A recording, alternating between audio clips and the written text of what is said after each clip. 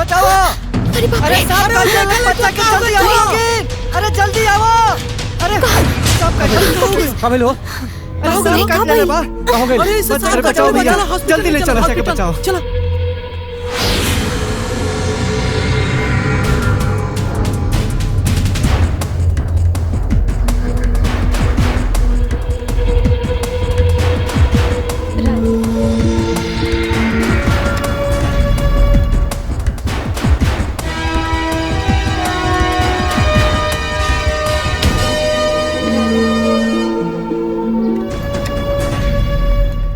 परेशान मत हो, सब ठीक हो जाए।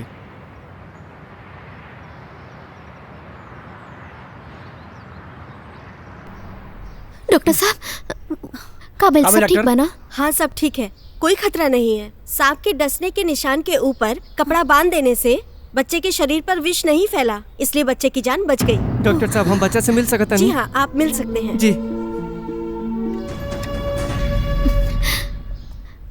ठीक बस अपना, हम चलता नहीं।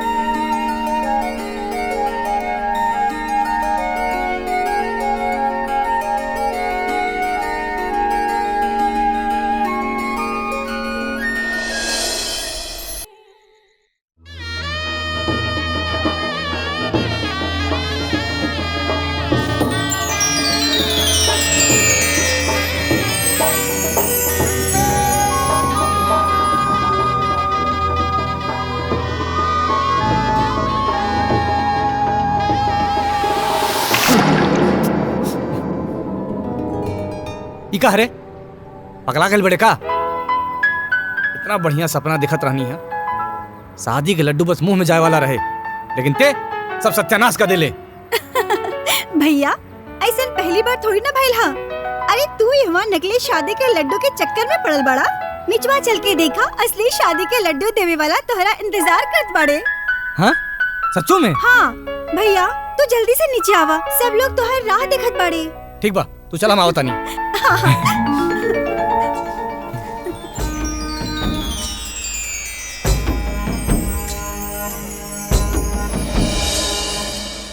चाय पी? ली चाय। ली रहुआ ली, आई ली, आई पकड़ी। रहुआ ली। एवा आवे में कोनो तकलीफ तो ना भइल ना? साधन मिले में कोनो तकलीफ?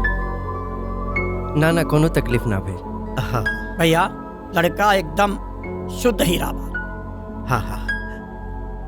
कहाँ के मतलब एकदम 24 कैरेट सोना। इस सच कह रहल बड़े, हमार लड़का में 7 गुण विराजमान बा। दारू सबसे तो कोसों दूर रहेला। रवा लोग खाई? अब कुछ और मंगाई का? ना बस कुछ ना, आप लड़का के बुला जा, बुलावा सपना। हाँ आउते हुए तनी शर्मिला बाड़े ना। प्रणाम प्रणाम। का करेला भाई? भैया का करेला ई मत पूछा, ई सोचा इनके पास का ना बा। इनके पास खेत खलियान, गाड़ी, बंगला और ऊ का कहल जाला जो नया नया मशीन आवेला ना, हार्वेस्टर, ऊ लेटेस्ट मशीन सब बा।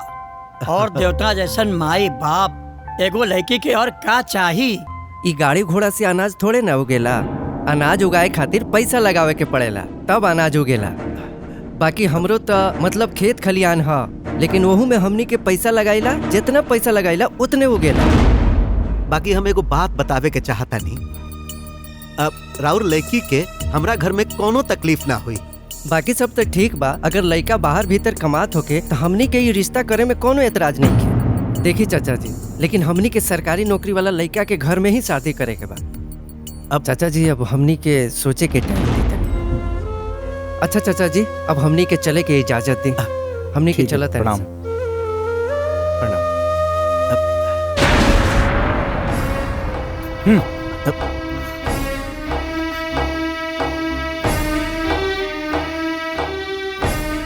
जजमान रज्जौ चिंता मत करा, हम जब लूल लांगर आंधर और केकरा केकरा शादी करा देनी। अरे आपके बेटवा तो हीरा बा हीरा, हम करा के रहब, तो चिंता मत करा। जी ठीक। अच्छा जजमान, अबे औरो जगह जाए का बा, आज्ञा दी। अच्छा ठीक है।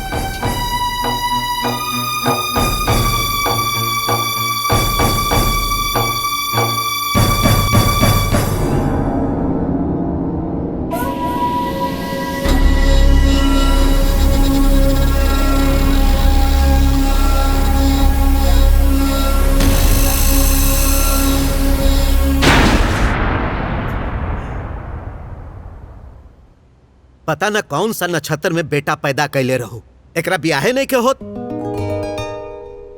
जौन भी लड़की वाले आवत बाड़े मना करके चल जात बाड़े।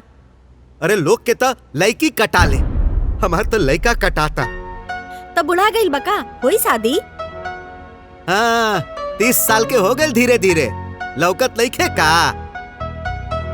बाबूजी माई एकदम सही कह दिया। देखिया हमरे भैया की ऐसे लड़की मिली ना कि पूरा गांव वाला देखते रह जाई हैं। तू तो चुप रहा, ठीक ना। पाए लगी चाची। खुश रहा खुश रहा। पाए लगी चाचा। हाँ ठीक बा, खुश रह। सुननी है कि आजो कार्तिक के देखवार आयल रहने, का भइल बियाहवा के? अरे होई का, जौन पहले होत रहे वहे भइल। चाचा अब ना होई। गांव के मंदिर में एगो बाबा जी आयल हुए, और एक बार हम कार्तिक के ले जा, बाबा जी की कृपा उन पे हो जाई ना, तो ये समझ ला शादी के लड्डू खाए थे, कार्तिक के क्यों मना ना कर सकेला। साचो कहा था रे डमरू। चाची एकदम बिल्कुल सही कहा तानी। एक बारी बाबा जी के यहाँ चल जाइए तो इनकर बियाह हो के रही। तो हमरे बाबू के भी लेके जाता हो जा। का जाने केकर नजर लग गई बा कि ब्याहे नहीं खे हो। अरे चाची इन नक्षत्र वक्षत्र कुछ ना होला, एक बार हम ले जाब ना तो सब कुछ ठीक हो जाई, लेकिन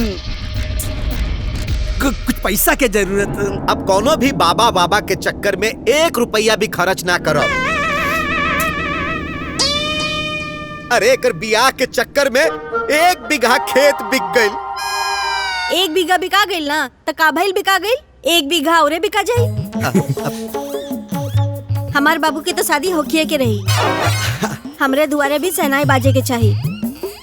बबुआ अलमारी में पैसा रखल है ना, जा लेला ओइजा से और डमरू के साथे चल जा। ठीक बा माई। अब अच्छा डमरू सुन, अगर कुछ गड़बड़ भेल ना तो सोच ली है। हो जाई जा। डमरू भैया उस साचो के त्रिकालदर्शी बड़े अबला इनके देखा। अरे चाची के कसम खा ली तबे मन में का। हमेशा पैसा पैसा करत रहेले। ला इतना पैसा। चाची चलता नहीं, अब सीधा ब्याह के तैयारी करा। अरे चलो, अरे पैसा ले। का भइल, शांत रही। पूरा हमार धन ले गई। ह्रीं क्लीं चामुंडाय विच्छे स्वाहा। अरे डमरुआ मार काम हो जाए ना। पक्का हो जाए, तू चिंता बिल्कुल ना कर। ओम ह्रीं क्लीं चामुंडाय विच्छे स्वाहा। अच्छा सुन, हाँ बाबा कहाँ बड़े? विच्छे स्वाहा। वो देख समाधि में लीन हमें। तू एक काम करा, अब जा, आज तोहार काम हो ही जाई, बुझला? जाई हम। अब तू जा, एक काम करिया, उनके गोड़ पकड़ के तब तक तू न छोड़ी है जब तक वो पूरा आशीर्वाद दे ना दे। क्या समझा? जा जा जा जा जा, जा। चिंता मत करा, एक बार बाबा गोड़ पकड़ी दा, ओकरे बाद बाबा को अपने हम घर तक लेके जाए। ओम ह्रीं क्लीं चामुंडाय विच्छे स्वाहा। ओम ह्रीं क्लीं बाबा। चामुंडाय विच्छे स्वाहा। बाबा क्या बात है बच्चा? बाबा हमारी उम्र 30 साल हो गई, बाकी तहार रिश्ता कट जात बा। आज भी एगो तोहार रिश्ता आयल रहे और वो भी कट गई। बाबा ये आप कैसे जान गए? नहीं, हम त्रिकालदर्शी हैं बच्चा, हम सब जानते हैं। तुम्हारे ब्याह के चक्कर में तुम्हारे पिताजी ने 1 बीघा खेत बेच दिया। बाबा वो कैसे जान गए? नहीं बेटा मरुआ तू बताइए का। अरे हम तो तोहरे संगे रहनी है, हम बताई नहीं है। हम कह रहे हैं ना बच्चा, हम त्रिकालदर्शी हैं, हम सब जानते हैं। हम तो ये भी जानते हैं कि तुम्हारी शादी कब और किससे होगी। बाबा तो बताई ना, सुबह काम में कौन देरी। धीरज रखो बच्चा, वो बताने के लिए मुझे गुरुदेव से आदेश लेना पड़ेगा। हम विंध्याचल पर्वत जा रहे हैं, वहां तुम्हारे नाम से भंडारा करना पड़ेगा। जो हम देख रहे हैं वो सब सत्य होगा। बाबा तो हमरा का करे पड़ी भंडारा खातिर। अरे का करे पड़ी, बुढ़ बका हवे का, बाबा जी के पैसा देवे के पड़ी। बाबा जी के झोली में दाल चावल रखल हवे का है? बाबा जितना पैसा लगी हम देव, बाकी हमारा ब्याह पे तनी ध्यान देने। बच्चा 251 पंडितों को भोजन कराना पड़ेगा। 21,000 रुपए लगेंगे। बाबा जौन पैसा लगी हम देव। ए पैसा देना। भुला गई नहीं, पैसा देता नहीं। बाबा बाबा बाकी हमारा काम हो जाए ना। ओम भट, समझो बच्चा तुम्हारा काम हो गया। जय महाकाल। बाबा की जय हो, बाबा जी की बाबा की जय हो। जय हो बाबा जी की जय हो। जय महाकाल। अच्छा सुन, हाँ हमारा काम हो जाए ना। अरे काहे ना हुई, पक्का। अरे होई भाई होई। अरे बाबा जी पहुंचल तांत्रिक हमें, उनके बाद पत्थर के लकीर होला। ऐसा कर, चल तोर काम घर छोड़ देता नहीं। एक काम करा, तू अपने घर जा, हम चल जाओ। चलो ठीक जा। ए जी का सोचत बानी, खाना धइल बा खाई। वो दीनदयाल के लड़का के सर पे हम मौरी ना चढ़े देव, चाहे कुछ भी हो जाए। काहे राउर के का बिगड़ले बा उ लइका जोनो करे शादी के पीछे पड़ल बानी। जौना बात के जानकारी ना होखे ना, हमें ज्यादा फटर फटर मुंह ना खोले के चाहिए। तहरा के कुछो नहीं खे मालूम, पुराना बात बा। तहरा एजा आवे से पहले के बात बा। समय आई नु त तहरा के हम बता दे, ठीक बा। खनवा खा ली। हाँ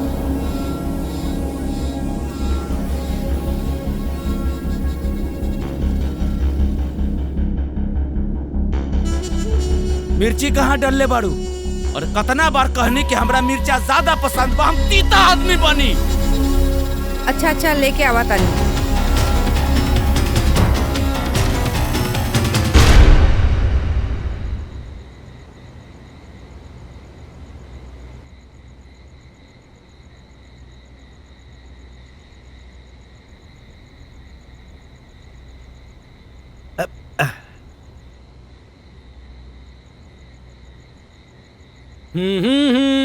अरे बाबूजी क्या करता नहीं।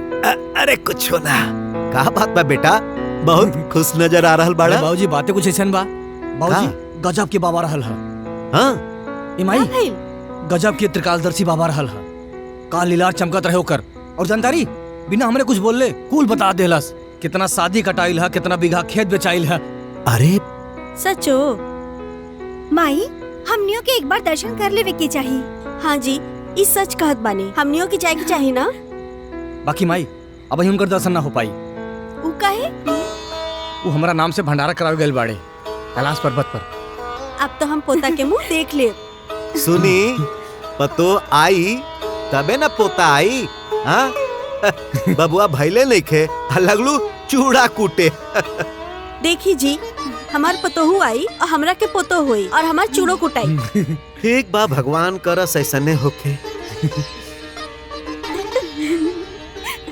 हाँ, चल माई।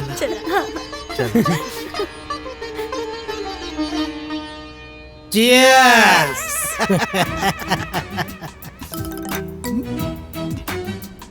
बर मरे चाहे कन्या, हमनी के तो दक्षिणा से काम बा। ए, हमार गुरुजी कह रहे रहने कि जब लग मूर्ख जिंदा हा तब तक अकलमंद भूखा ना मर सकेला। ए बाबा, अच्छा काम कर, कुछ दिन खातिर तू अंडरग्राउंड हो जा, ना तू देख लिए ना तो कुल्ली खोद के गाड़ देंगे, जानला? का हो डमरू, हमके डरवावत बड़ा का? ससुर पड़ाका बजेला तो पछवाड़ा फाड़ देला। कहा ताड़ा डराव ताड़ा, दू पैक का गई शेर बन गईला। वैसे तो हम केहू से डराएला ना, अब तू कहा ताड़ा तो हम सोचता नहीं।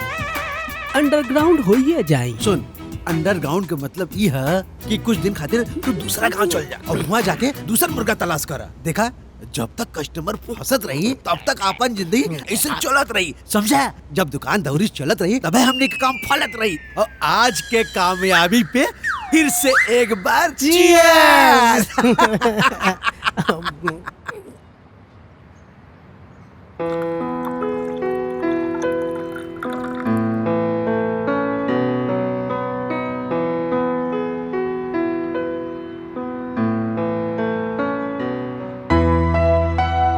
अरे जय राम जी की जजमान, जय राम जी की। जय राम जी के। आई आई बैठी। आज फिर आपके सेवा में हाजिर बानी। बैठी। आवे में कोनो तकलीफ तो ना भइल ना? ना कोनो तकलीफ ना भइल। घर में के बा?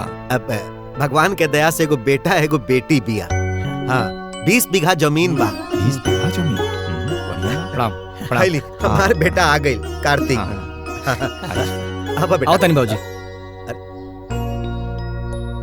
आप का चाहत बानी? अरे ना ना भैया, भगवान के दया से सब कुछ बा। आ दोसर के धन लेवे से केहू धनवान थोड़े ही न हो जाला। वैसे भी हमरा लगे सब कुछ बा। हम खाली यह चाहतानी कि बारात के सेवा में कोनो कमी ना होखे के चाहिए। रउआ घर में रिश्ता करके हमने कुन वाकई धन्य हो जाइल जाई। भैया, तहार बेटी इनकर घर में राज करी, राज। चाय पानी मंगवावा तनी। अरे कार्तिक बेटा, तनी चाय पानी के इंतजाम करा। ना ना ना, ओकर कोनो जरूरत नहीं। अरे ये घर भी तोहरे घर बा, चिंता ना करी। ना ना कोनो बात नहीं कि अब ताइल जाइल लगले रही। अच्छा, हाई ली लड़की के फोटो। हाँ, घर में देखा दे। हाँ हाँ ठीक बा। अच्छा चलल जाओ। अच्छा जी।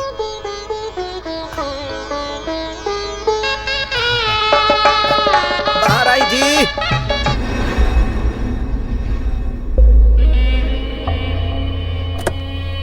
भैया देखा गुआ, देखा जाता रसी, देखा। चल चल चल चल। बढ़िया लागतिया। हाय देखी जी लड़की के फोटो।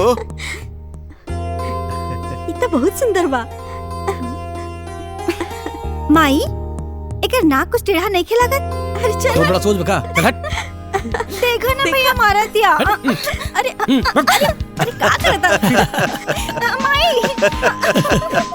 अरे रह जा, देखे। अरे लड़का के तो देखे तो फोटो।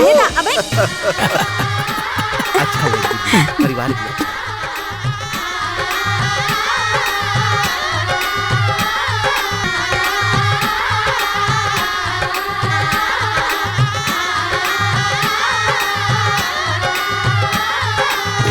का रे? हाँ चल हट।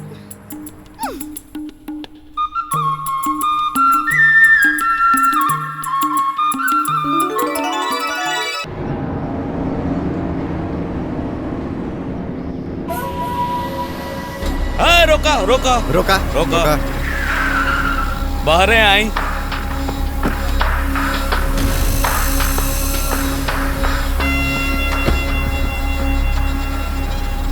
कहाँ से आवत नहीं भैया लोग? ये दीनदयाल जी के घर से। काहे खातिर गइल रहला हो? अपनी बिटिया के रिश्ता खातिर उनकी लड़का के देखे आयल रहा। अच्छा, कैसन रहे लड़कवा? बहुत ही अच्छा और नेक परिवार के बा वो लोग। बहुत अच्छे और नेक परिवार। एक बात गांठ बांध के रख लो, हर चमके वाला चीज सोना ना होले, समझनी? सोना ना होला। हाँ। कोनो बात बा का? कोनो बात बा? अरे बहुते बात बा। अगर कोनो बात ना रही तो दीनदयाल बाबू के लड़का 30 साल से कुंवारा काहे बढ़े? कोनो तो बात होई नु। अरे दुनिया में कोनो ऐसा नशा नहीं खे जो लड़का कोइले नहीं खे। ये ठीक कहताड़ा। वो तो कबो कबार बियर बारों में जाला। है भोरा मारम नु, सब बात बतावेला होला। हैं?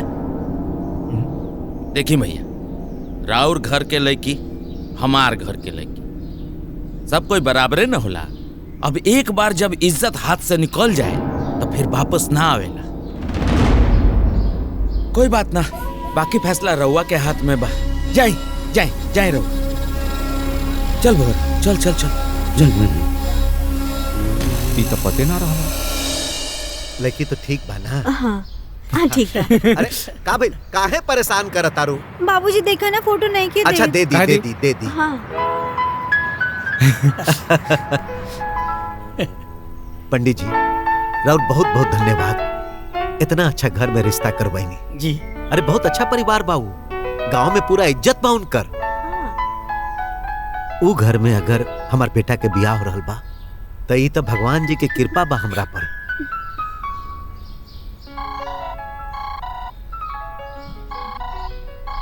राउर समझी के बड़ा लंबा उम्र बा। उनकरे फोन हा लगता कि पंडित जी से बात करके दिन बाड़ी रखे खातिर फोन कैले बाड़े। हाँ उठाई स्पीकर पर करी। स्पीकर पे। पंडित जी से बात हो गई का? हाँ बात हो गई बा, बाकी पूरा परिवार के तो लड़का पसंद आ गई बा, लेकिन फिर हूँ एगो बात बा। अब का बात बा? हमरी लड़की के लड़का पसंद ना बा। अरे तनी हमनी के बात तो सुनी। हमरा के माफ कर दी, हम ही शादी ना कर सकेनी। अब बात तो सुनी। क्षमा चाहते हैं हम। तनी एक बार और लड़की से बात।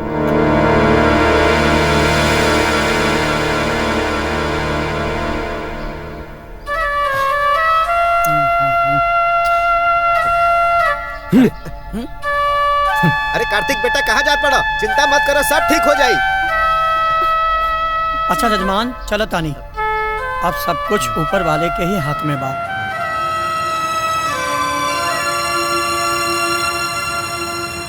पता नहीं लड़का के कुंडली में का लिखल बा, जहां भी शादी तय होला बात बिगड़ जाएगा।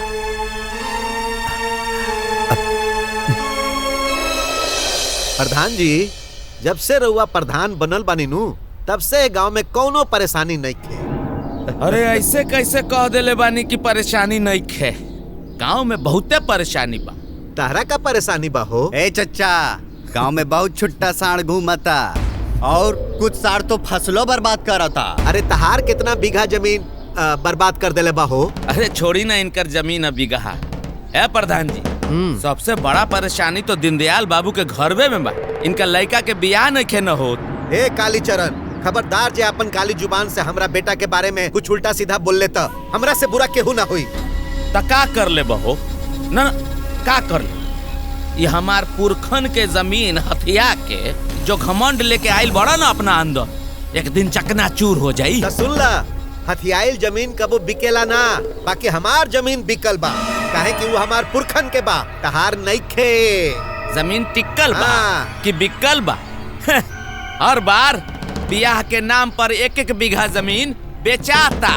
और एक बात ध्यान से सुन ले, राउर लड़का के बियाह कब्बो ना हुई, बात लिख ली। कालीचरण, आज हमरा बेटा के बारे में कुछ बोल लेता। हाँ देख लिया, एक दिन तोहनी दोनों के सामने अपन बेटा के बारात गाजा बाजा के साथ लेके जाई, देख लिया। तो ठीक बा चाचा, ई देखे खातिर हमार भैया जिंदा रहा। अगर मुंह भी गईला ना तो तोहनी दोनों के लाश पे चढ़ के बारात लेके जाई। अच्छा हाँ, अगर ऐसा हो गई नु तो हम अपन बेल मुड़वा के गधा पे बैठ के पूरा गांव में घूम जाए। ठीक बा, गधा मंगवा ला, अब बेल मुड़ावे खातिर तैयार हो जा। अच्छा देखा हम कैसे बारात लेके आवत पानी। अरे सपना देखल जाला लेकिन रात में हो, दिन में ना देखल जाला। बियाह तो ना हुई।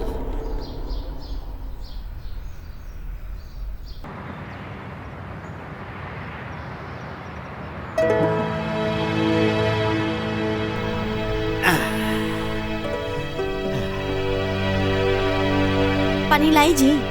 अरे ना, कोनो जरूरत नहीं है। का भइल? रउआ बड़ा परेशान लगा तानी। हाँ परेशान तो पानी। कलिया हमार बेटा के पीछे पड़ गई बा, कहत रहे कि देखत तानी कैसे बेटा के बियाह करत पड़ा। चैलेंज देले बा कि जौन दिन हमरा बेटा के बियाह हो जाई वो दिन अपन सर के बाल मुंडवा के पूरा गांव में घूम। चुप रहे जी, ऊ कौन होकेला हमार बेटा के बियाह रोके वाला? ऊ तो ऐसे ही बकर बकर करत रहेला। अरे तू ना जाने लू कि ओकर मन में का चल रहल बा। का चल रहल बा? अरे उहे की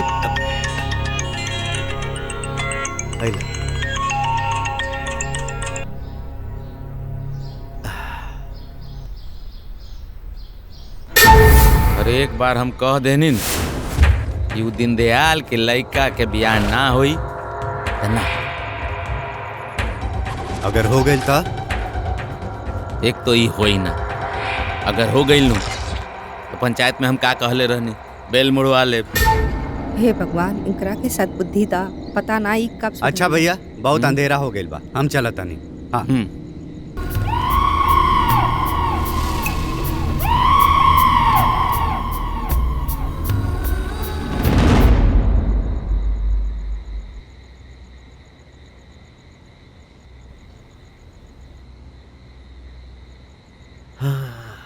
बैठा। बाबूजी देखो बात कहल चाहता नहीं। हाँ बोला। बाबूजी हम कल मुंबई जाता नहीं। मुंबई? वो का है? ऐसे रह के का करब बाबूजी, जगह देखा उहे कहा था, कोनो काम धाम का नहीं खे। कम से कम बम्बई जब 2 पैसा कमाई, गाँव वाली इतना कहीं है कोनो काम धाम का नहीं खे बा। मुंबई जाके कितना कमाईबा? 10,000 के 15,000? हाँ, अरे ओकरा से ज्यादा तो महीना भर में तू अपन गाय गरू के चारा उरा खिला दे बेला। और आखिर हमनी के अपना घर में कमी का बा? ठीक कर रहल बा तोहर बाबूजी। ई घर में कौन कमी बा? खैला पीला के कोनो कमी बा का? हाँ, जौन बाहर जाइबा दूसरे के यहाँ कमाए। अगर नौकरी सरकारी होखे तो कोनो और बात बा, बाकी का करी बाबूजी बताई, बिना ब्याहे के रही हम। बार बार शादी करला के ना हमरा के अपन बेइज्जती बर्दाश्त नहीं खे होत। माई, भैया के वो मामा वाली बात बता देना। मामा वाली बात? हाँ। कौन बात? अरे हाँ, वो तो हम भुलाइए गई नी। काले तहार मामा जी आवे वाला बड़े और रिश्ता के बाद तो फिक्स हो गई बा। अच्छा, लेकिन एगो बात बा। का बात बा? लड़की के मतारी नहीं खे। लड़की सुंदर बिया, सुशील बिया, पढ़ल लिखल बिया। माई, तू उनकरा से फोटो काहे ना मंगेलू हा? अरे तो काले आवता ना वो लोग, तो देख लिया आईजा। उनके बाबूजी लिया के आवता ना तोरे मामा के साथे। हाँ, हाँ। अरे अरे कार्तिक बेटा, अरे अब एकरा का हो गई?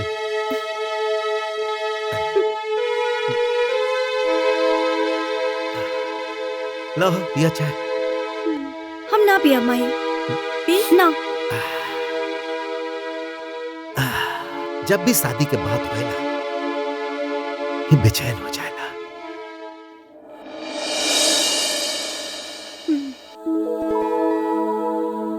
सपना बेटा, कहाँ गइल कार्तिक? तोहार मामा के घरे आवे के टाइम हो गइल। अरे माई, भैया तो कब के मिठाई लेवे गइल बाड़े, अब तो आवते हुई है।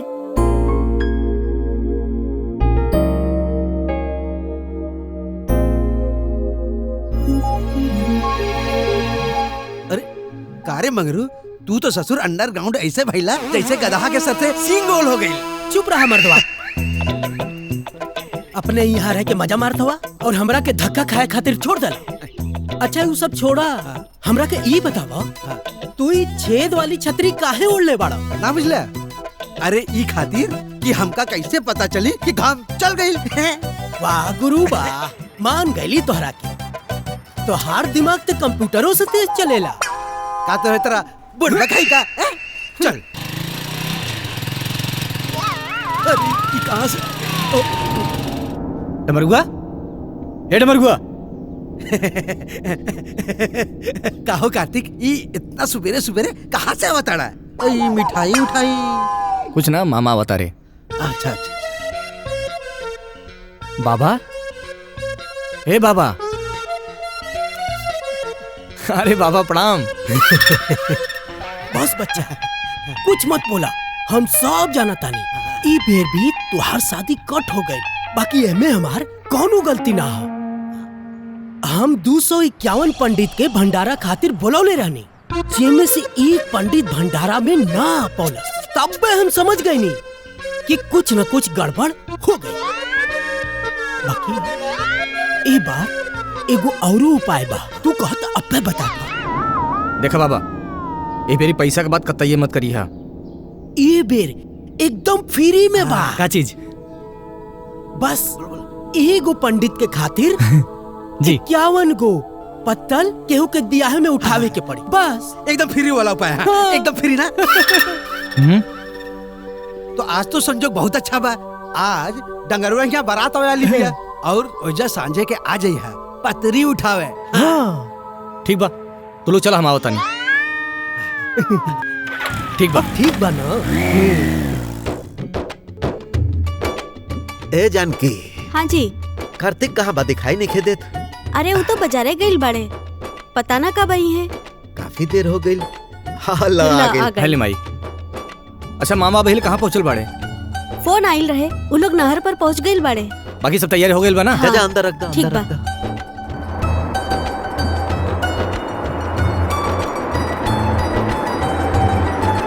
लागत आगल बड़े का लोग माई। आ गई जानकी, चलो चलो अब चली चली। अब जल्दी अब।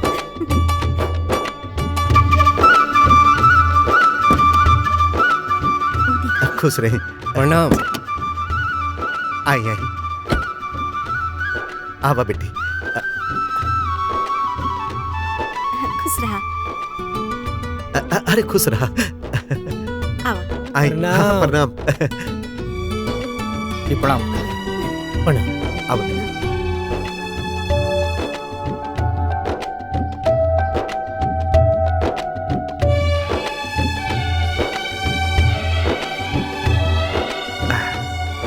आई बैठी। बैठो होने बैठ बैठो बैठ। अब बैठा बेटा।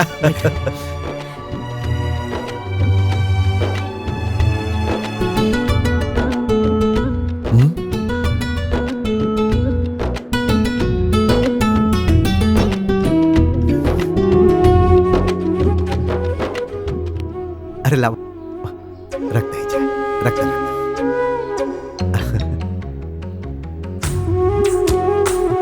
भैया लड़की तो बहुत सुंदर बिया।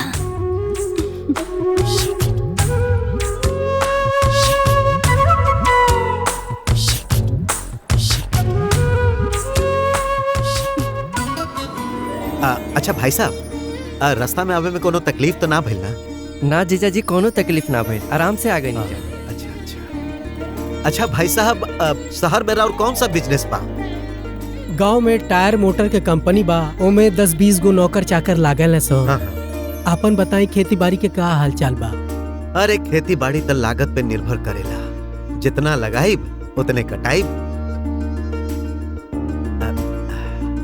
तो भाई साहब, हम ई रिश्ता के पक्का समझी? हाँ हमरा तरफ से हाँ बा। जीजा जी शुभ काम में देरी का, चट मंगनी पट बिया करा दी। हाँ काहे ना, पंडित जी को बुला के अपना दिन बार दिखा ली। जा सपना बेटी ले आवा।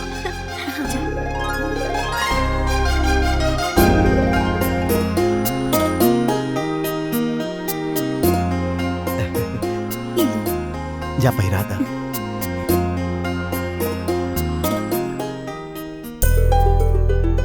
हमरा तरफ से एगो सुंदर से सगुन बा।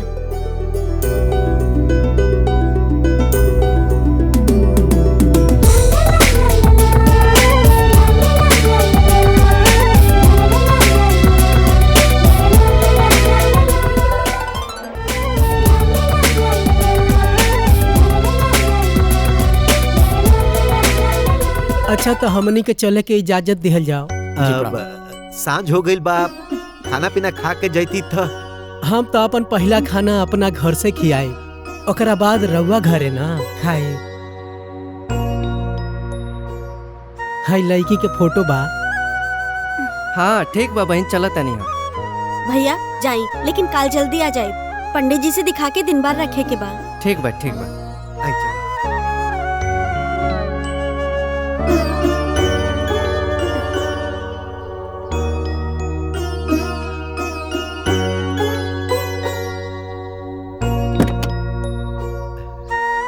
अच्छा तो आप लोग ब्याह के तैयारी करें, वरना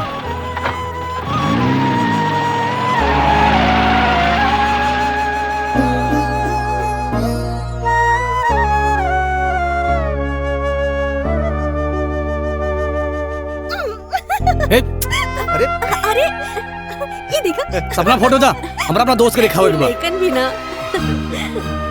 भैया हमारे को शर्त बा का? तो सांझी के बाजारी से एगो नया कपड़ा लाई के देबा, ठीक तभी बा। फोटो मिली। दा कहाँ जाता डा? हम आओ तानी माई। अपन दोस्त लोगन के पास जात हुई।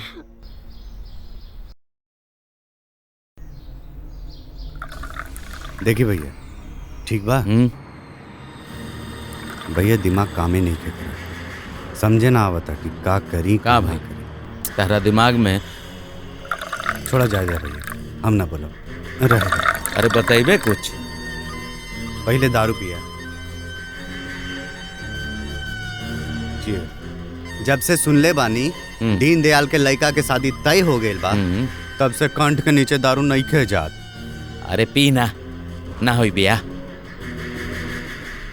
हमरा तो डर लगा था कहीं जिंदगी भर तारा के टकला ना देखे के पड़ी। एक बार कह देनी ना कि बिया ना होई तो ना होई। कैसे रोकबा? इस शादी के अगुआ तक कार्तिक के मामा हुए। तो मामा हमार का उखाड़ ली है, का उखाड़ ली है हमार मामा। तू बस इतना काम कर, वो लड़की वाला के घर के पता निकाल के लाओ, फिर हमरा पे छोड़ दे। ठीक बा? ठीक बा। हाँ। अरे सुन, टेंशन वेंशन में दारू ना पिए के बा, आराम से पी, आराम से पी, पैसा लागल बा।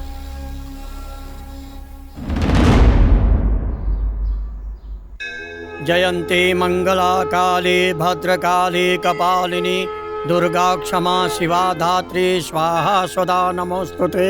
जयंती मंगला काली भद्रकाली कपालिनी दुर्गा क्षमा शिवा धात्री स्वाहा स्वधा नमोस्तुते।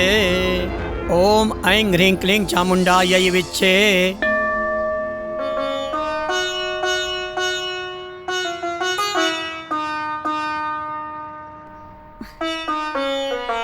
स्वस्ति न इंद्रो वृद्धश्रवाः स्वस्ति नः पूषा विश्ववेदाः स्वस्ति नस्तार्क्ष्यो अरिष्टनेमि स्वस्ति नो बृहस्पतिर्दधातु। ओम शांति शांति शांतिर्भवतु।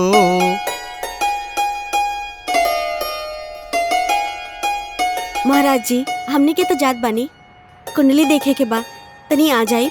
ठीक है? ठीक बा। आयुष्मान भव, आयुष्मान भव। सर्वमंगल मांगल्ये शिवे सर्वार्थ साधिके शरण्ये त्र्यंबके गौरी नारायणी नमोस्तुते।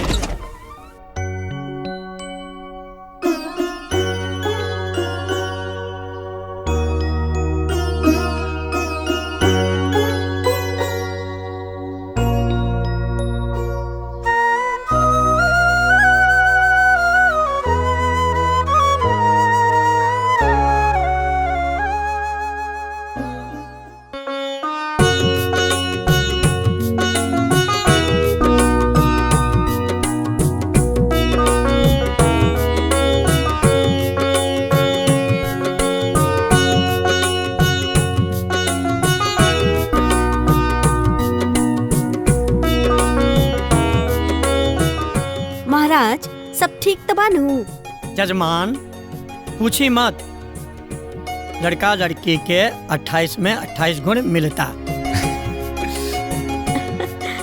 नियर भविष्य में राम सीता के जोड़ी लग रहल बा। हमरा तो पहले से पता रहे। तो ठीक बा, समधी जी के फोन करके बता देत पानी। हाँ, अब अहिए से हल्दी के रस्म शुरू कर दिहल जाओ। हाँ?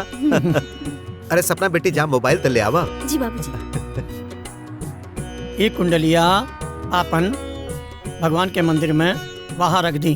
अच्छा, ला बेटा। आज से आप शुभ विवाह की तैयारी शुरू करी। ठीक बा।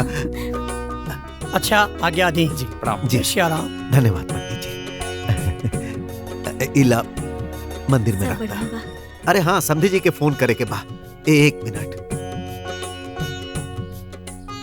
हेलो हेलो, हाँ के बोला था? हम बोलत बानी। प्रणाम प्रणाम प्रणाम प्रणाम प्रणाम। आई सूचना देबे के बा कि सब गुण कुंडली में मिल गइल बा। ठीक बा। हम का कहे के चाहता नहीं कि अब अहिए से हल्दी के रस्म शुरू कर दिया जा। जी जी जी।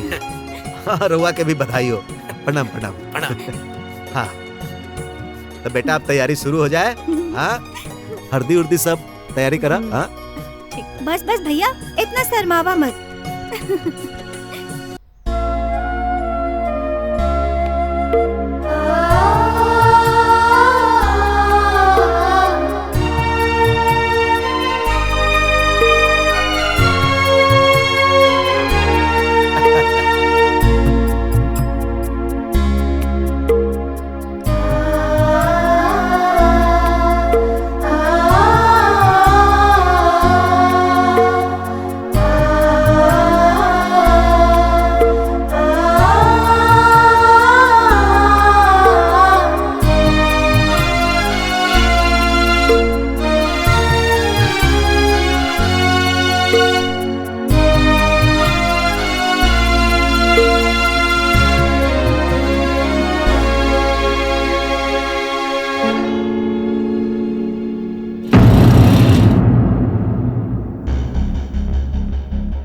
अरे साले साहब तू एजा का करता रहा? जीजा जी है नहीं आई, कुछ बात करे के बा। का बात? है नहीं आई। लड़की के घर पे शादी के कोनो तैयारी ना होता, लागत और शादी ना हुई। हमरा ओकरा बारे में जानकारी ना बा। इका कहा था तू? हाँ। का भइल जी?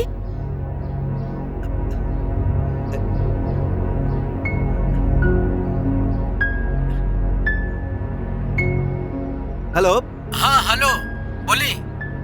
अरे समधी जी, ये सब का सुनता नहीं? देखिए हम ये शादी नहीं कर सके ना। वो देखा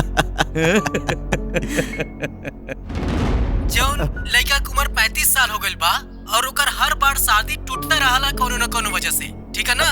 हम ना कर सकेनी। पूरे गांव जवार सबके पता बा कोनो न कोनो कमी आपका लड़का में जरूर होई, तब कोनो रिश्ता वाला टूट जाला। हमरा के माफ कर दी। लेकिन हम बारात लेके दुआरे पे खड़ा बानी, अब हम कहा करी बताई?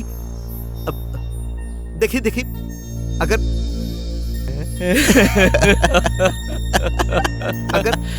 बारात द्वारे पर से चल जाए तब हम तो बर्बाद हो जाए, बर्बाद हो जाए। अरे सुनी दीनदयाल जी, बारात अब हम क्या कर सके? देखिए अब शादी तो हो ना पाई। बहुत बेइज्जती हुई हमारी। बेटी अगर आपके घर में बहू बन के जाई तब फिर सम्मान कैसे रह पाई सुखी? सब मिट्टी में मिल जाए। माफ कर दी हमरा के। हम रवा से हाथ जोड़ता है। हम समझ गए नहीं, लेकिन हम ना कर सके नहीं, मजबूर बनी। बारात लेके आए थी समझी जी, हम राउर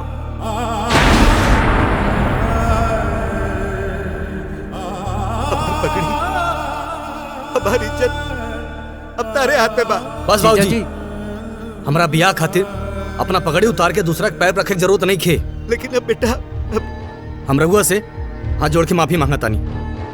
आज के बाद हमरा बियाह के बाद केहू न करी। हम अपन बेइज्जती बर्दाश्त कर सकीला, बाकी अपना बाबूजी के ना। ए भैया, ये सब कैसे गई नी? ये सब हम ओकरा घरे गई नी। एक एक बात उनकरा के बता दे। ओकर तो दिमागे उड़ गइल रहे। असल ऐसन भी हो सकेला, फिर ब्याह टूट गइल, कैंसिल हो गई। देख देख देख चल चल आवा। अब हमारा के बियाह से नहीं करे के बा। बस बस आवा तानी। इतना जोर जोर दरवाजा के पीटता हो? नैना बिटिया। हाँ चाची, गोड़ लगा। खुश रहा। आवे में कोनो तकलीफ तो ना भइल ना? चाची कोनो तकलीफ ना भइल। चला आओ बैठा। तू एजा बैठा बेटा, हम तोहरा खातिर पानी लेके आवत तानी।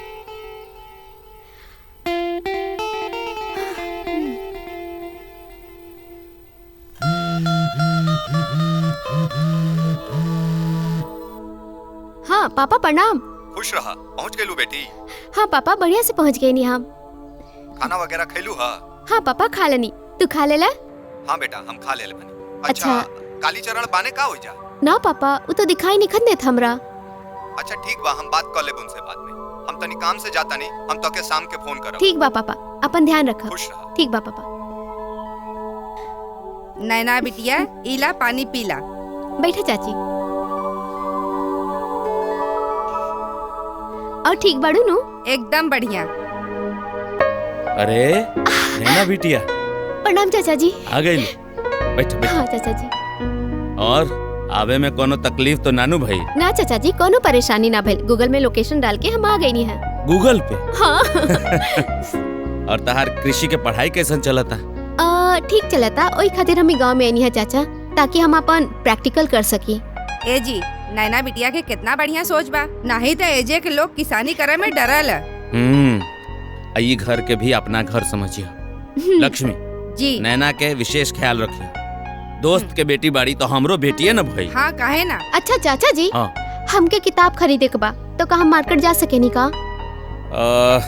मार्केट तो बा, लेकिन अभी 6 बज गई बा, अंधेरा होके वाला बा। कल चल जाइए। ठीक बा? स्कूटी धरल बा, उ लेके कल मार्केट चल जाइए। जौना चीज खरीदे के बा खरीद लियो। ठीक बा? कुछ खिलेलू ह कि खाली बातें करत रहलू? अच्छा तू लोगन बैठ के बतिया, हम जाता नहीं खाना बना। अरे चाची त हमहू चलब तारा साथे। अच्छा आवा। चाचा जी हम आवता नहीं।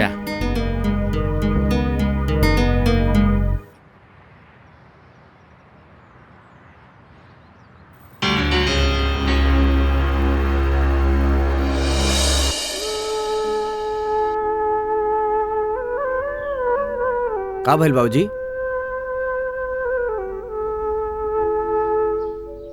ई लीजिए खाना खा ली। हम ना खाई। भाई हमरा के दे, हम खियाओ तनी। अपना बाबूजी खाना अपना हाथ से हम खियाई, ठीक ना ना? हमरा भूख नहीं खे। बाबूजी खाना खा ली ना। देखी काल जौन भइल तौन भइल, ओकरा बारे में सोच के का फायदा। ली खाना खाई। बाबूजी एक बात बताई, बिना मेहरारू केहू खुश ना होला का? रउआ चिंता बिल्कुल मत करी।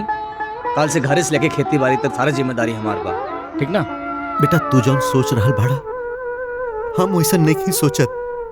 देखिए बाबूजी, अब एक शब्द ही मत बोले, ठीक ना? अब चुपचाप से खाना खाई और सूती। बाकी ये पे हमने काल बात करल जाई। खाना खाई। वाह हमार बाबूजी, बेटा इतना प्यार से खाना खियावता हाँ, और तू नाटक करत हुआ। इली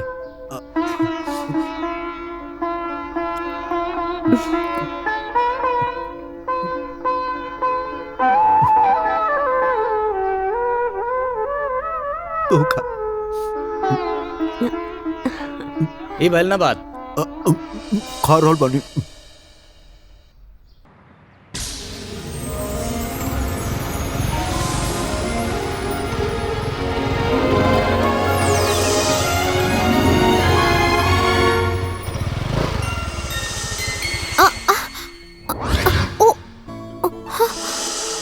ये बाप रे, ये क्या हो गई? का हो गई? कोनो लौकई तो नहीं खे। ए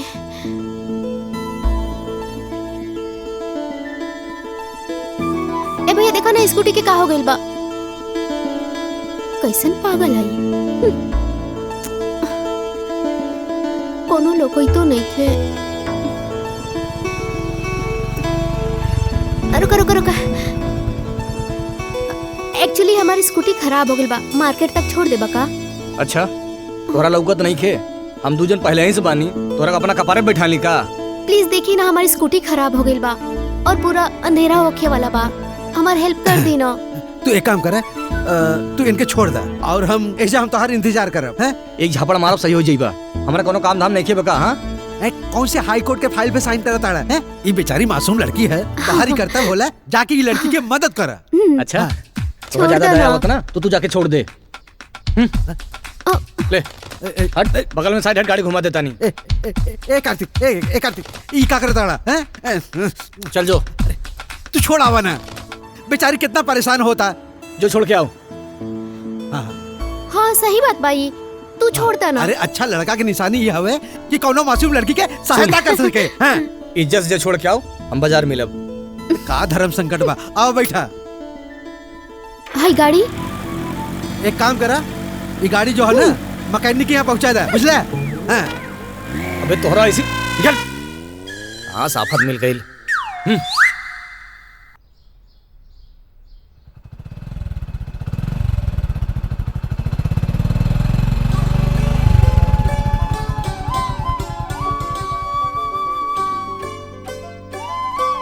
आओ तोहरे इंतजार रहे।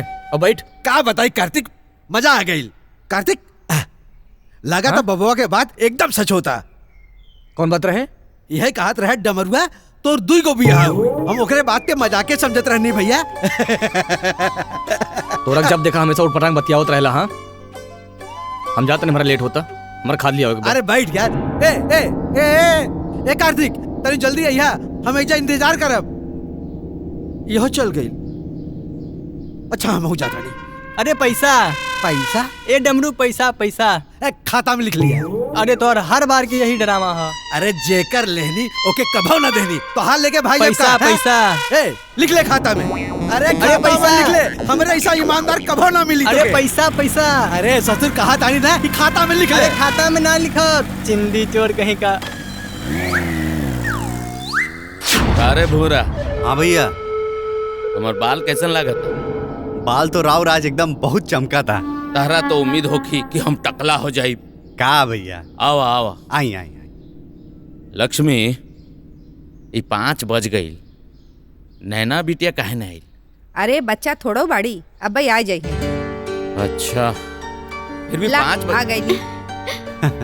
तहरे बारे में बात करत रहनी। कहाँ रह गई? वो चाचा रास्ता में स्कूटी खराब हो गई रहे और बुक लेवे में भी देर हो गई और ये गांव के लेका ऐसा बाणसन की लिफ्ट भी निकल दे। हमरा से एक बार लिफ्ट मांग ले रह तू। गांव में लिफ्ट मिली। अच्छा तू लोगन बैठा, हम कुछ चाय पानी के इंतजाम करा तानी। हाँ और नैना बिटिया तो ठीक बा भैया, हम चला तानी। काल टाइम पे सवेरे सवेरे खेत पहुंच जाई है। हाँ। नैना बिटिया के इंतजार मत करो है। ठीक बा? ठीक बा भैया। जा।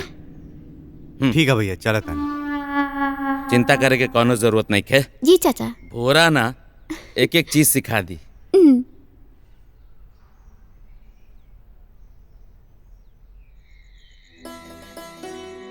बाबूजी, बाबूजी, बाबूजी। हाँ बेटा। का भइल? का सोचता नहीं? कुछ ना बेटा। अरे बाबूजी अब टेंशन मत ली, सब अच्छा होई, ठीक ना? अच्छा बाबूजी, आज गेहूं खेत में खाद छिटवा देले बानी और काल अगर समय मिल गए तो काले ही गन्ना भी छिलवा देम। अच्छा तो कुल खेती बाड़ी के काम तू संभाल ले बाड़ा।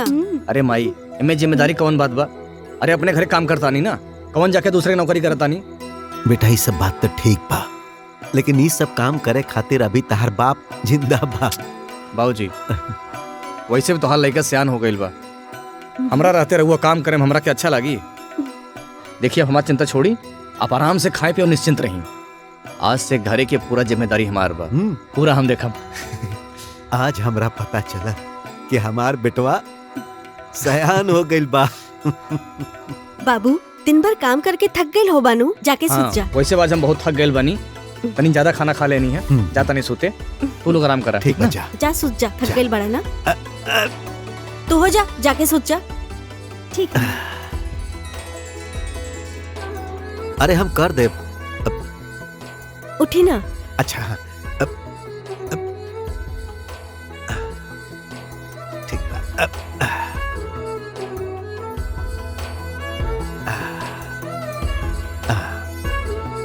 जा सपना के माई, तू जाके सुत जा। हम चिंता मत कर, हम सुत जाए। जी।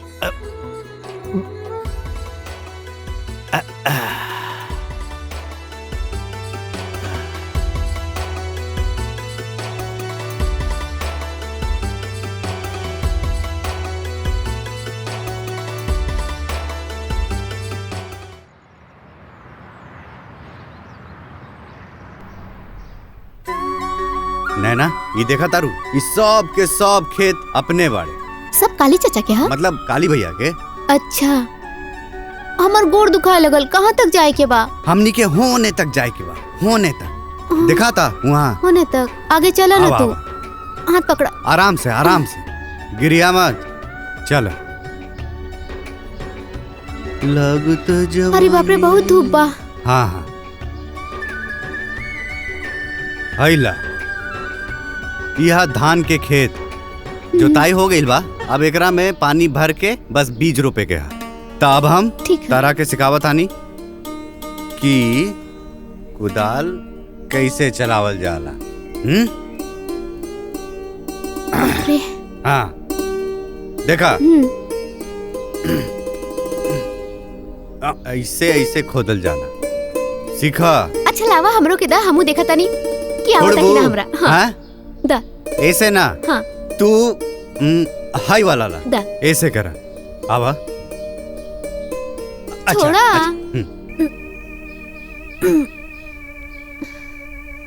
और जोर से, टनी और जोर से लगावा। थक गई कहाँ हो? ये देखा ना, नहीं के निकलत। देखा, मदद करा ना। आवा आवा। ओ अरे इतना मत छुआ ना। हाय तू अब खोदा, बहुत धूप लगा था हमरा के। लगा था? अब हम घरे जाता नहीं। घरे जाता? हाँ। एक बार देख ला देख ला। जाता। ए अरे इन्हें तो आवा, कहाँ जात बाड़ू? हाँ, अरे छोड़ा। मट्टी लाग गई बा। हाँ छोड़ा ना तो काली चाचा से कह दे, बदतमीज कहीं के। अरे हाय हाय मेरी जान, एक ना एक दिन तू हमार तब बनबे करबो। ओए कब तक की बची?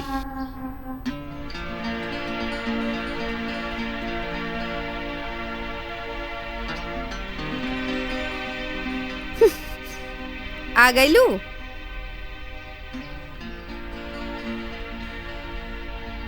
नैना बिटिया काहे के नहीं खे बोलत, का बात है?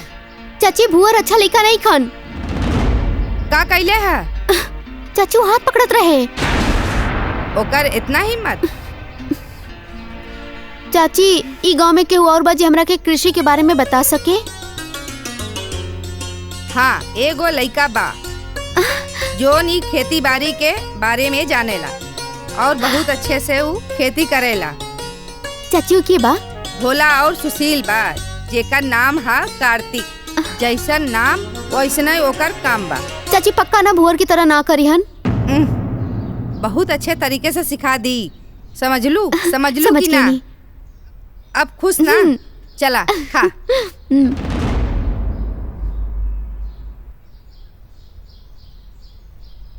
कहाँ जात बड़ा? माई आलू के बिया मंगा ले रहनी है, आ गए हम जाता नहीं खेते। चाची प्रणाम। चाचा जी प्रणाम। खुश रह बेटे, लेकिन तू कहाँ से आइल बड़ो बेटी? चाची हम काली सिंह चाचा के घरे आइल बानी। हम उनकर दोस्त के लड़की हैं। अच्छा अच्छा, कुछ काम है का आइजा? चाची हमार माई तो नहीं खी, बाबूजी लखनऊ में रहलन और हम कृषि के पढ़ाई में ऑफिसर बने खातिर आइल बानी। सुन्नी है कि राउर बेटा कृषि के बारे में काफी कुछ जानेला, तो इनसे सीखे खातिर आइल बानी हम। अच्छा बैठा बेटा, सपना पानी लेके आवा। लावतनी हम जाता नहीं, हमारा लेट होता। अरे तो रुक बा, मेहमान आइल बिया घरे। हमारा काम बा वही, हम जाता नहीं। अरे सुनो भैया, जाते बड़ा तो इन्हों के साथे लेके जा। कम से कम आज धान तो छिटा सीख जाइए। देखा हमारा लेट हो तो हमारा काम ठीक ना। तो हमरा कौन से तैयार होके के बा, हम हो चलब। अरे ले जा बेटा, ये हमनी के मेहमान है। और वैसे भी मेहमान भगवान के समान होला, भला कि वो भगवान के बात काटेला। चला। थैंक यू चाचा जी, थैंक यू चाचा जी।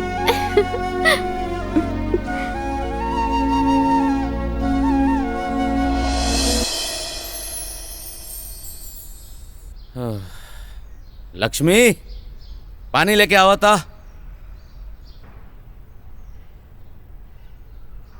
ली पानी पी। काजी राउर जोन ठेका पास होखे वाला रहल हो गइल कि ना? हाँ ठेका पास हो गई। ठीक बा। नैना कहाँ बड़ी?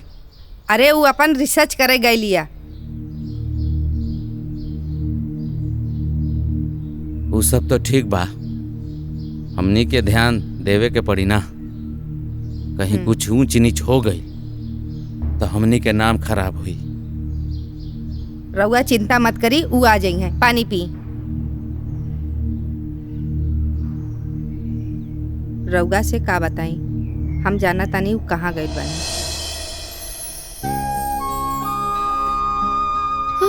कितना धूप बा। अरे कार्तिक बहुते धूप बा।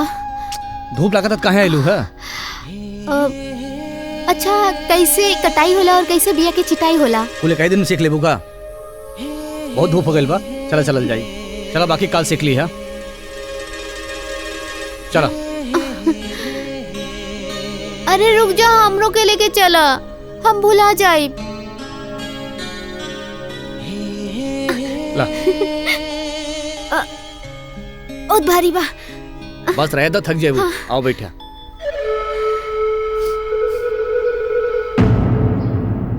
यह धान के बिया। हाँ। अब पूरा खेत में पानी करल जाई, एक उखाड़ के अम्मा लगावल जाए फिर। अच्छा पता बा, केहू के चांदी के रंग ना चढ़ेला, सब केहू IAS कलेक्टर हीरो बनेला। तो सबसे अलग बड़ा, सबसे अलग हमरा के पसंद आइला। एक बात कहीं तोहरा से। हाँ? बहुत खूबसूरत बाड़ू तू। पीठ पीछे ही होता, तोहरा के तो देख ले। ई घास देखा तारा, ई नन्ही सी घास सूरज के रोशनी में सोना बन गेल बा। ठीक वही तरह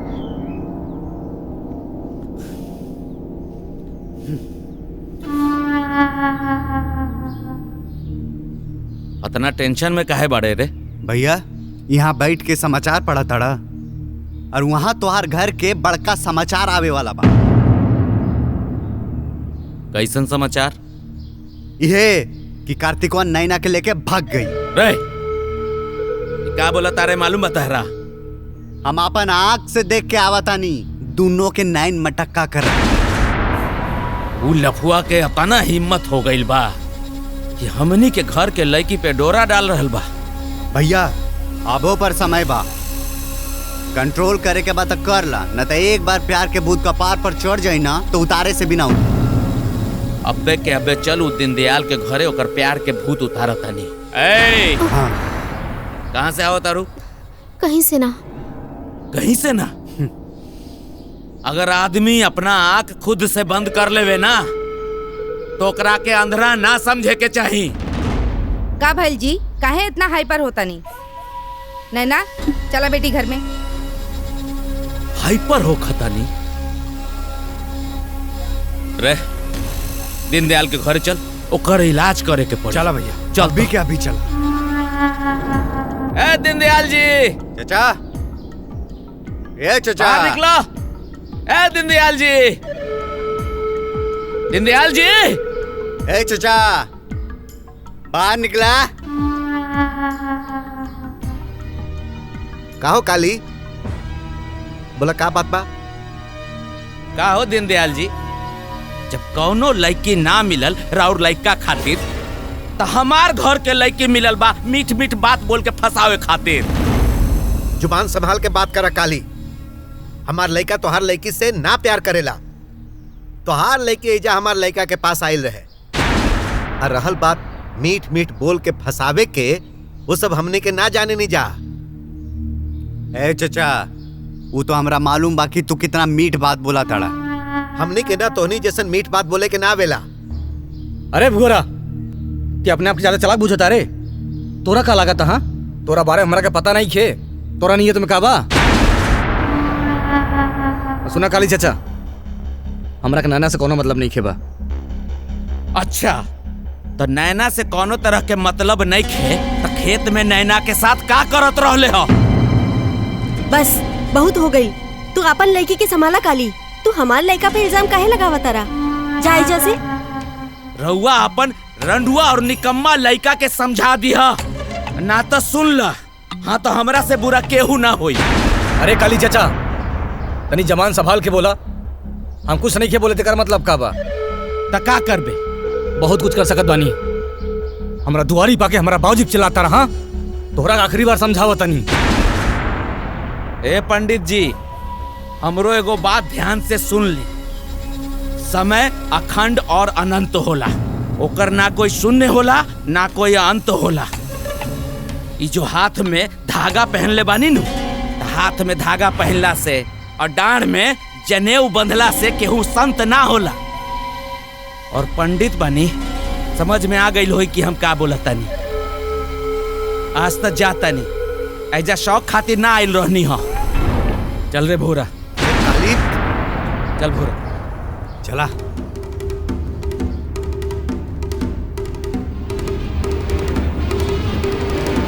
चलिए जी। आहो तू मुंह काहे बनवले बाड़ा? मर्द एक थम कुछ कहनी ना, बिना मतलब के बदनाम हो खतानी। अरे बाकी ऊ तो तारा पीछे पड़ल बानू। देखो सच्चाई के साथ ही भगवान हुआ, और तू केहू के बुरा ना कैले बाड़ा ता तोहार बुरा कैसे होखी? बाकी हमार बात सच होखला के टाइम आ गइल बा। देखा बाबा, एक तो पहले से मूड खराब बा, ठीक ना? फालतू बकवास मत करा। लागता एकरे शादी के लड्डू जल्दी ये खाए के मिली है। शादी के लड्डू खाए के मिले ना, समझा कि मिल गए। क्या बात है? सुना, चाहिए पिलावा चाय मत बनाओ है? अरे बनाओ जल्दी।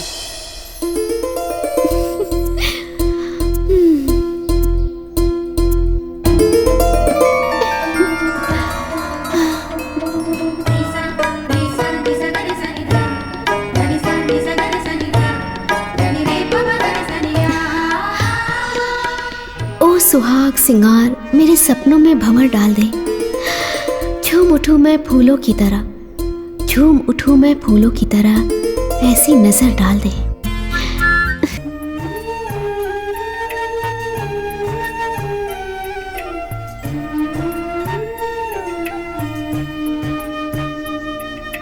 दीदी कैसन बाड़ू? दीदी हम हाथ जोड़ के राउर से माफी मांगा तानी। अरे ई का कर रहल बाड़ू तू?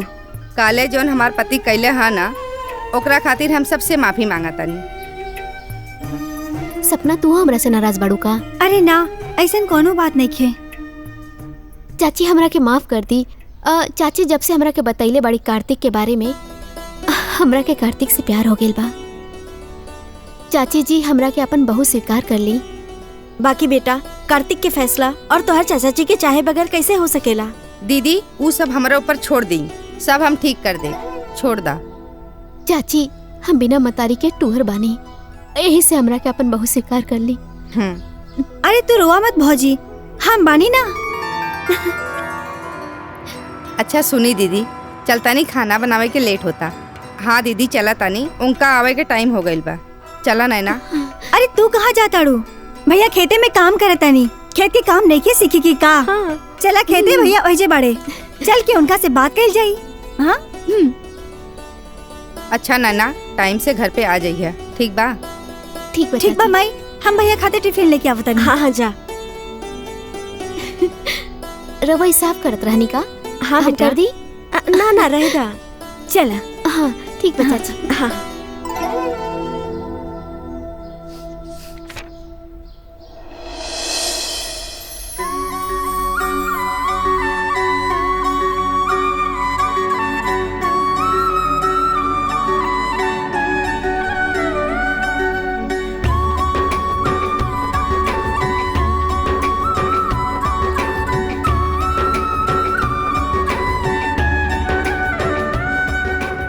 देखा भौजी, ये हमनी सबके खेत हा और एजे भैया धान की रोपाई करता। हाँ भैया।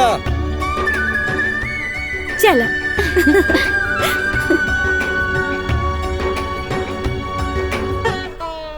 तू यहाँ? भैया हम सबके लिए खाना लेके आयल बड़ी। बाबूजी कहाँ बड़े? अब वही कम बेइज्जती भइल बका जे तू इनका लेके आ गइलू। अरे भैया तू गुस्सा मत करा, तू खाना खा ला। ठीक बा।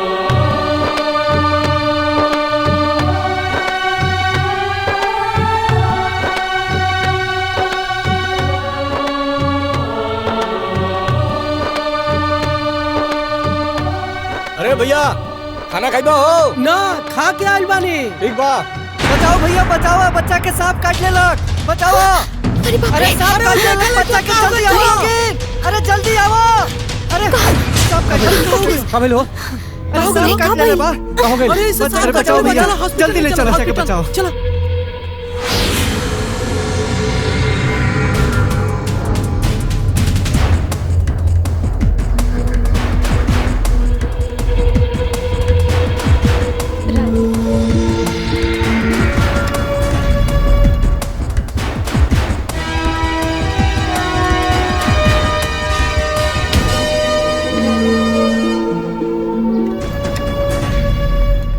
परेशान मत हो, सब ठीक हो जाई।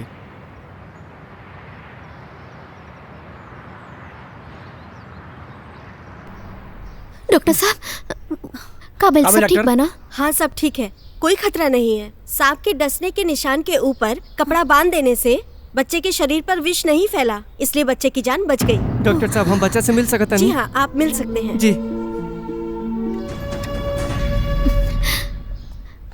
ठीक बा सपना, हम चलता नहीं।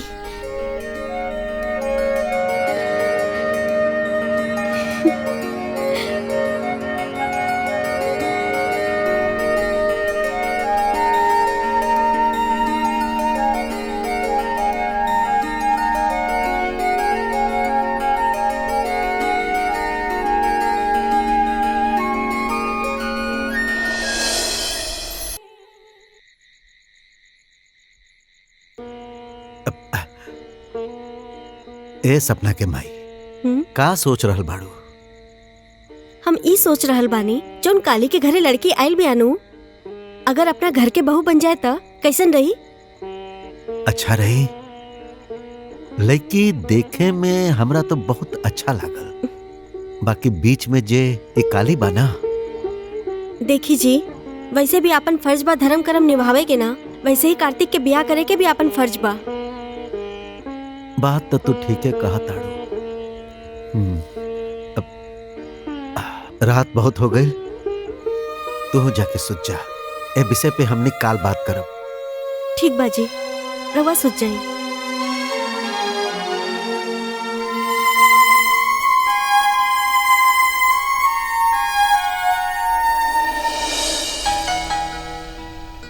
एक इतना लेट हो गई, डमरुआ पता न कहाँ रह गई। लेट घरे जाए तो 4 बात बहुत सुनाई है वहीं।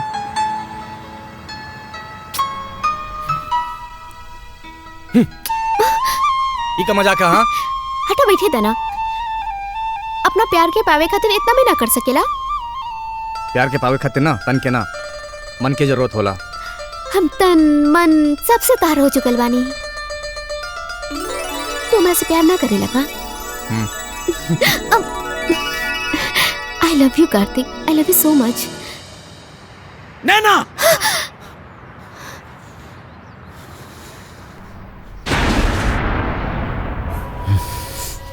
बैठ।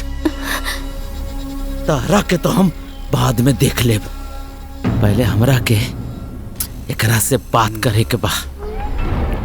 चाचा जी बात तो सुनी। चाचा जी सुनी ना हमार बात। चाचा जी। लक्ष्मी। चाचा जी। लक्ष्मी। चाचा जी बात तो सुनी हमार प्लीज। संभाला एकरा के। अरे अंदर लेके चला। का भाईल का? अंदर लेके चला, बाहर जाए के ना चाहिए। अंदर।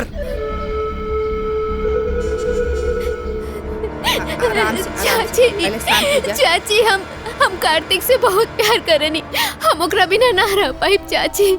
हेलो। हाँ बोला कालीचरण, का हाल बा? का हो अशोक, तू अपना बेटी के हमरा घर में भेजले रहला खेती के पढ़ाई करे खातिर कि कुछ और करे खातिर? आकि प्यार मोहब्बत करे खातिर भेजवाइले रहला कि हमार बेइज्जती करे खातिर भेजले रहला? का भइल कालीचरण, कुछ बताइबा हमरा के? का भइल? अरे तहार बेटी तो पढ़ाई लिखाई तो छोड़ा, यहाँ पर हमार दुश्मन के लड़का से प्यार मोहब्बत करतिया और स्वयंवर रचावे के तैयारी कर रहल बिया। अरे आके देखा अपन इधर बेटी के। अब्बे के अब्बे आवा, अपन बेटी के लेके जा। ठीक बा, हम कल सुबह आवतानी। हाँ तो आजा कल सुबह अपन बेटी के लेके जाए। जैसे शांत हो जा, पहले बेटा सब ठीक हो जाई। पहले चला, पहले कुछ खाला। चाची जी हमरा भूख नहीं खे लागल। अरे खैबू ना तो फिर कैसे होई? ई सब हम तो से वादा करतानी, तहार बियाह कार्तिक से ही होई। लक्ष्मी, हम दीनदयाल बाबू के यहाँ जाता नहीं, उनकर औकात दिखावल बहुत जरूरी बा। इनकरा ढेर चर्बी चढ़ गई बा। चाची कार्तिक के कुछ ना होई ना चाची। कुछ ना होई। हम उनके बिना ना रह पाइब चाची। चुप हो जा। हम उनका से बहुत प्यार करनी चाची। हम उनका बिना ना रह पाइब। कुछ ना होई, कुछ ना होई, बिल्कुल कुछ ना होई। हम तो से वादा करतानी, तहार और कार्तिक के बियाह होके रही। हम बियाह तहार कराई। रो मत, बिल्कुल मत रोवा। शांत हो जा बेटा, शांत हो जा। जय माई दुर्गा। का हो डमरू बाबू, का हाल बा? बैठा मर्दवा। बोला का बात बा? एकदम बढ़िया बा मंगरू। लगा तो तोहरा बात के कुछ चमत्कार होए वाला बा। हमारी जुबान से चमत्कार? हाँ। काहे ना होई, जब देवी मैया की कृपा रही तो सब कुछ हो जाई। वैसे बोला चमत्कार तो होकबा करी ना, बाकी कौन चमत्कार होखे वाला बा? अरे कार्तिक के जीवन में एगो सुंदर और सुशील लड़की आवे वाली भी है। कार्तिक के जीवन में? हाँ। अरे उ तब भौकाल मारे खातिर आशीर्वाद देहले रहनी। अरे उहे भौकाल एकदम सच होए वाला बा। सुना, कार्तिक और नैना के बीच में जम के नैन मटक्का चल रहल बा और उ दोनों में प्यार हो गइल बा। प्यार देख मगरुआ, हमहू ये चाहता नहीं कि दोनों हमेशा के लिए एक हो जाए, और ऐसे बढ़ के कोनो खुशी के बात ना बा। हम तो भगवान से इहे मनावता। देख डमरुआ, एगो बात बोली, जेकरा साथे महतारी के साया और बाप के प्यार आशीर्वाद के रूप में मिलेला ना, तो ओकर कौनो कब्बू बुरा ना हो सकेला। एकदम सही कहा ताड़ा, हम हो यह चाहता नहीं। चला चला ले जा। हाँ आवा। हाँ, चला ठीक। चला चला चला जल्दी। अब तो सब महारानी के आशीर्वाद बा। जय दुर्गा मैया। जय हो दुर्गा जय मैया। दुर्गा मैया। चला कार्तिक के देखल जाए कहाँ में। देखा बेटा है हमारा फसल तो बढ़िया होगा। जी हाँ बाबूजी, फसल तो बढ़िया भइल बा। अरे रुका रुका रुका। का हो दीनदयाल चाचा, का सोचनी? कि बियाह के लड्डू मांग के ना मिलल तो छीन के खा लेबो। का भइल चाचा? ऐसे बतियावत तारे जैसे कि तहरा के कुछ मालूमे नहीं के। मालूम था हमरा पहले से बा, बाकी नैना से बियाह तो हम करिए के रहब। और सुन ली, जब उखाड़े के बा उखाड़ ली। सुन, हमरा बेल मुड़वावे के शौक नहीं खे। तो ठीक बा, तू अपन शौक बढ़ाला। कहे से कि बिना बाल के बहुत बढ़िया लगबा। हमरा नाम काली बा काली, जेकरा ऊपर हमर नजर गड़ जाला नु वो बर्बाद हो जाला, बर्बाद। ए सुना, प्रतिशोध वीरता के निशानी ना होला और सामने वाला केहू के कमजोर समझल भी ठीक ना होला। काली बाबू, अब हमार बबुआ के बियाह होके ही रही। ई बात तो तू बूझ गईला कि वो तो वक्ते बताई कि के वीर बा और के कायर बा। बियाह तो हम होके ना देब। अच्छा ठीक बा, जाए ठीक भौजी पगला गेल भाई। बियाह तो हम होके ही ना देब, चाहे ओकरा खातिर हम बर्बाद काहे ना हो जाई। चल रे हाँ भैया चल।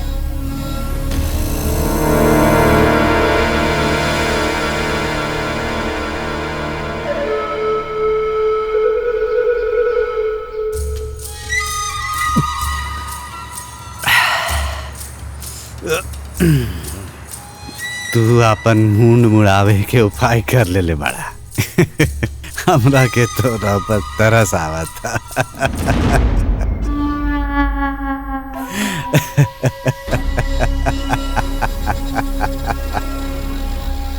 अच्छा बेटा, हंस लेते, लेकिन हमार बाल ना कटी। ये बात गांठ बांध के रख ले।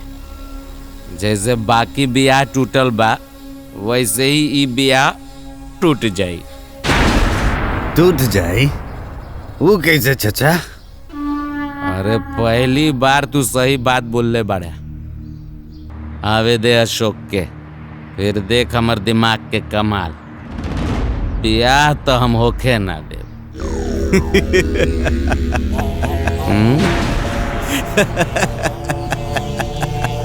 बाल मुंडावे के पड़ी।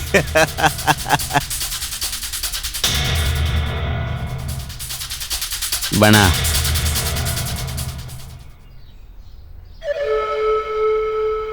का सोचता भैया?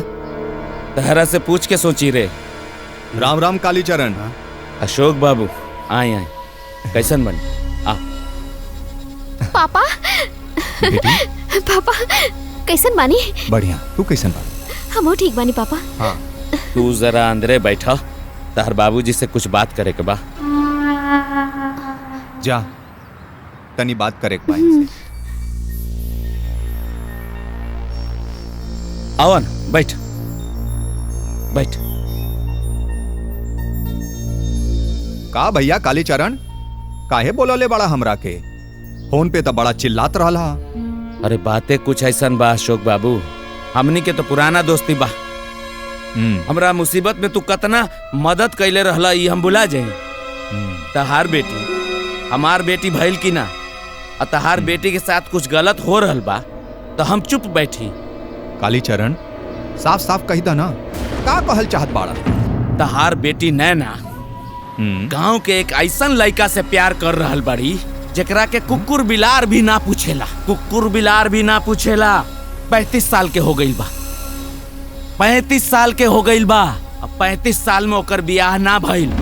अब तक 50 गो रिश्ता ओकर दुआरी पे जाके टूट गईल बा।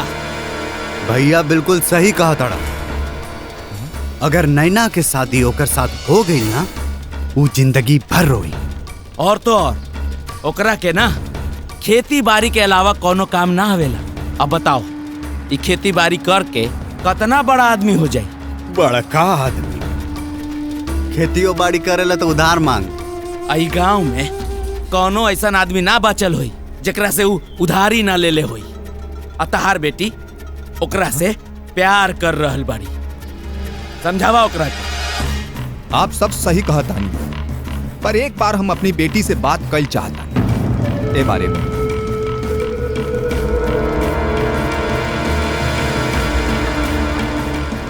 ठीक बा, बतियाला अपन बेटी से। जा अंदरे तो बाड़ी जा। ठीक बा, हम बात करके आवता।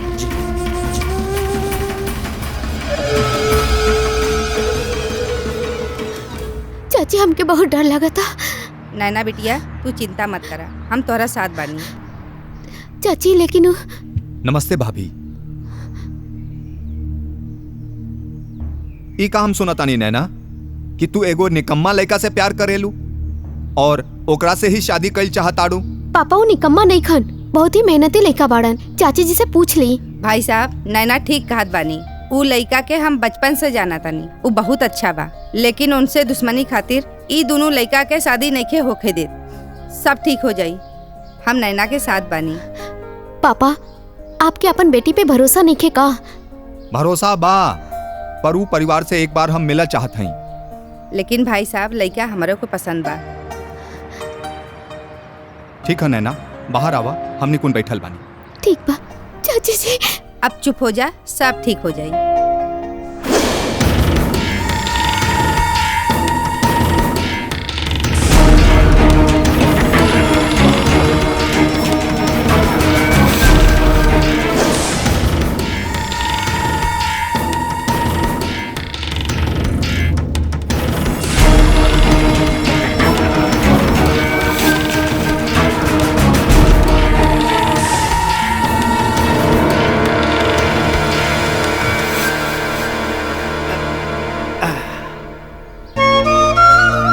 बेटी तू। प्रणाम चाचा जी।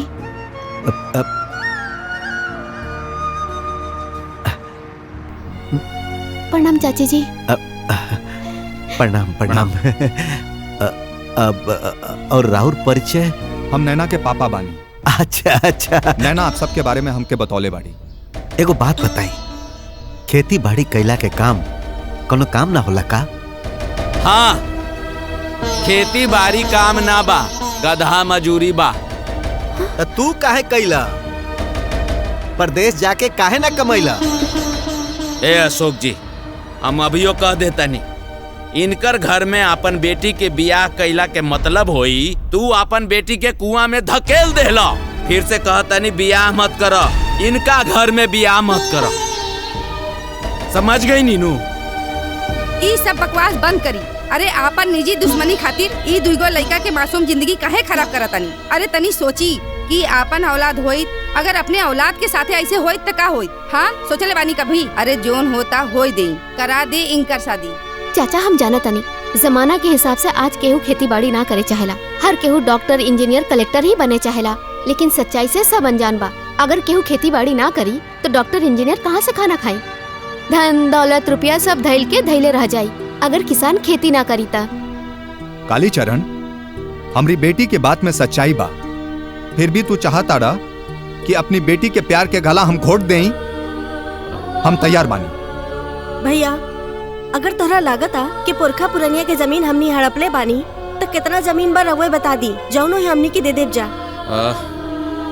7 बीघा 15 धूर। ठीक बा काली, हम 7 बीघा 15 धूर तहरा के जमीन दे रहल बानी। बाकी दोनों के शादी होके से मत रोका, न तो हम पूरा गांव में मुंह दिखावे के काबिल न रह जाए। यही से मत रोका, हाथ जोड़ के विनती करत तानी। हम तोहरा से हाथ जोड़ के माफी मांगता नहीं। काली चाचा अब बस करी, बहुत हो गई। हम ये बात अच्छी तरह जानता नहीं। आज तक हमारा जितना शादी कटल बा सब रउए कटले बानी। प्लीज हमरा के माफ करी। हम आज तक वो सब लड़की से मिलल ना रहनी है। बाकी अगर मिलल भी रहती ना, हमरा के वो सबसे प्यार ना भइल रहे। बाकी नैना से हमरा के प्यार हो गइल बा। अब रउआ से हाथ जोड़ के विनती बा, प्लीज हमरा के से अलग मत करी। अरे काली भैया अब मान जा। अरे ई जोड़ी के कल्याण तुम्हारे आशीर्वादे से हुई। अरे दे दा ना अपन आशीर्वाद। अरे का हो जाई, लड़कन फले फूले भैया। काली भैया मान जा। काली भैया हाँ भैया, डमरुआ बिल्कुल ठीक है कहत बा। मान जा भैया, मान जा। हे भैया मान जाना। लागत है ये दोनों के जोड़ी भगवान ऊपरे से बना के भेजले बानी। मान जाना भैया, जाए दी। इंसान अपना बाहुबल से पहाड़ के सीना तो चीर सकेला, लेकिन एक बात बा, भाग्य के लिखल मिटा न सकेला। अब ई दोनों के जोड़ी भगवान लिखले बा तो हम लोग का कर सकत हैं। अब वैसे हम जमीन के दुश्मनी में बुझाता कि कुछ ज्यादा ही दुश्मनी निभा देले रहनी। अशोक जी बियाह के तैयारी करी, हमरा के कोनो एतराज नहीं खे।